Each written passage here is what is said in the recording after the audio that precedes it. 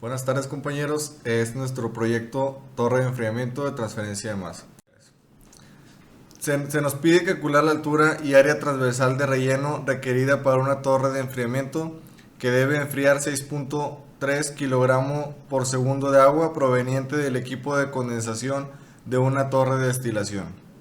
El agua de entrada a la torre está a 49 Celsius y debe ser enfriada hasta 27 grados Celsius mediante aire de ambiente de temperatura de bulbo seco 21 grados Celsius y temperatura de bulbo húmedo 15. La torre trabajará con un flujo de aire igual a 2 veces el mínimo.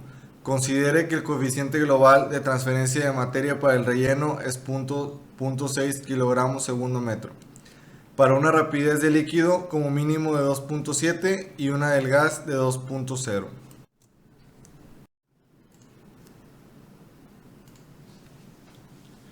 Este es el esquema de la torre. Entra agua por la parte superior de la torre a estas condiciones y sale por la parte inferior.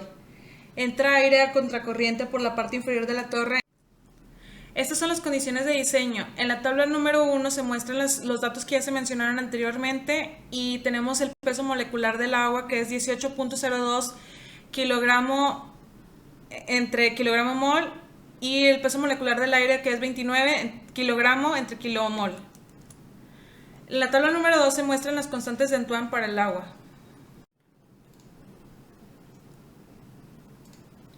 Para el cálculo de la curva de equilibrio y aire saturado, tenemos la temperatura del líquido de la entrada y a la salida. La presión de saturación se calculó con la ecuación de Antoine, y la humedad absoluta fue calculada con el peso molecular del agua por la presión de saturación entre el peso molecular del aire por la presión atmosférica menos la presión de saturación. Y la entalpía de saturación fue calculada con la ecuación mostrada aquí. Para la línea de operación mínima utilizamos la temperatura de salida a 27 grados centígrados y la temperatura de entrada a 49 grados centígrados. Para la entalpía utilizamos el diagrama psicométrico a 15 grados centígrados, que es la temperatura del bulbo húmedo, verticalmente hasta la línea de saturación del 100%. Después diagonalmente se encuentra la entalpía en kilojoules por kilogramo de aire seco, que nos resulta 42.5 kilojoules por kilogramo de aire seco. Posteriormente se encuentra a 248.000. Ese valor se obtuvo haciendo tangente a la entalpía de saturación, la línea de operación mínima. Y así obtenemos los 248.000 joules por kilogramo. Posteriormente de esa línea obtenemos una pendiente que es igual a L por la capacidad calorífica del agua entre GS mínima, que es igual en el balance de entalpía, que de ahí despejamos GS mínima igual a 2.824 kilogramos de aire seco por segundo. Para la línea de operación tenemos que es igual a 2 veces GS mínima, que es 5.65 kilogramos de aire seco sobre segundo. De la ecuación anterior del balance de entalpía, calculamos la entalpía número 2, que es 145.250 joules por kilogramo de aire seco. De ahí dibujamos la línea de operación con la temperatura final de 27 grados centígrados y la temperatura inicial de 49 grados centígrados, con la entalpía 1 y la entalpía 2 posteriormente calculada. De esa línea obtenemos la pendiente y la intersección.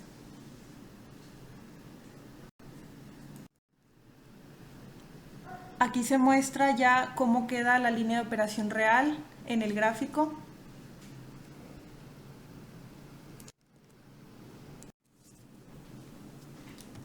A continuación se va a determinar el área transversal de la torre de enfriamiento.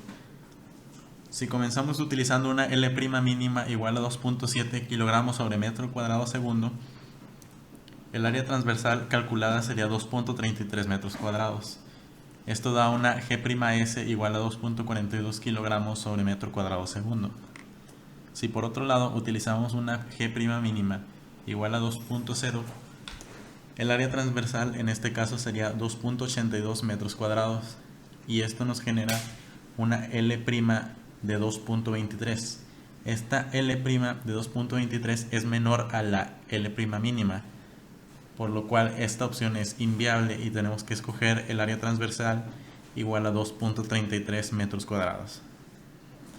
Un área transversal de 2.33 metros cuadrados para una torre de enfriamiento cuadrada nos genera una longitud de lado de 1.53 metros. Para calcular la altura de la torre, partimos de la ecuación de diseño que nos dice que la altura Z va a ser igual al producto de HTOG por NTOG, de donde NTOG va a ser la integral desde la temperatura del líquido 1 hasta la temperatura del líquido 2 de la inversa de la diferencia de entalpías H' asterisco menos H'. Y HTOG va a ser igual a GS entre la constante global de transferencia de masa. En esta tabla calculamos NTOG. Comenzamos con las temperaturas desde la temperatura de salida hasta la temperatura de entrada en intervalos de 2 grados. Y en la siguiente columna tenemos la H' asterisco que había sido calculada para la curva de saturación. Después hacemos una linealización que está aquí arriba y calculamos la H' para cada una de estas temperaturas. A continuación se calcula el delta de entalpías H asterisco menos H', y después en la siguiente columna se calcula la inversa de este valor, y en la columna final estos valores se obtienen a partir de la fórmula del área de un trapecio que está arriba de la tabla señalada, y haciendo la sumatoria nos da un total de NTOG igual a 1.8. Una vez teniendo el valor de NTOG, vamos ahora a calcular el valor de HTOG, el cual se calcula igual a GS sobre el coeficiente de transferencia de materia. En este caso dando un valor de 9.41 metros. La Z, como hemos dicho ya, es un producto de HTOG y NTOG, lo cual nos da un valor de 16.5 metros de altura. Ahora, para la determinación del flujo de agua de recuperación, sabemos que este va a ser igual a la GS de operación por la humedad absoluta 2 menos la humedad absoluta 1. Esto se obtiene a partir del diagrama ciclométrico.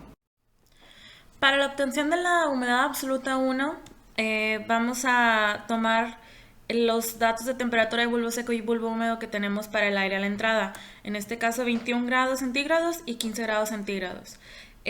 Vamos a trazar una línea recta hacia arriba desde el punto de 21 grados y una recta diagonal sobre la línea de saturación adiabática hasta que se cruce con la línea anterior. Y de aquí vamos a leer el dato en el lado derecho de la gráfica, que nos da igual a un valor de 0.008 kilogramos de agua por kilogramos de aire seco. Para la obtención de la humedad absoluta 2, vamos a tomar el dato de la temperatura de entrada del agua, que son 49 grados, y trazaremos una línea hasta el punto de la curva de equilibrio a 100% de saturación. En este punto leemos hacia el lado derecho de la gráfica y nos da un valor de 0.072 kilogramos de agua por kilogramos de aire seco.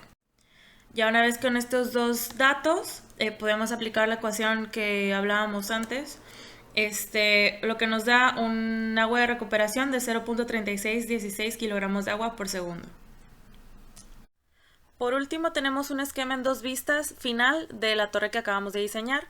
Tenemos aquí, aparte de los datos de entrada que tenía el problema, tenemos lo que hemos calculado, como lo son los 16.5 metros de altura, el flujo L', que es 2.23 kilogramos por metro cuadrado segundo, GS', que es 5.65 kilogramos por metro cuadrado segundo, y las dos humedades absolutas a la entrada y salida del aire.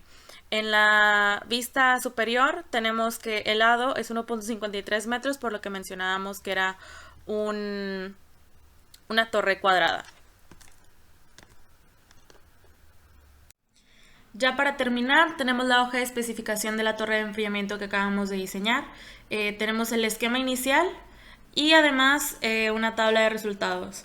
En este caso tenemos una GS de operación de 5.65 kilogramos de aire seco por segundo, un área transversal de 2.33 metros cuadrados, cada lado de 1.53 metros y una Z de altura de 16.5 metros.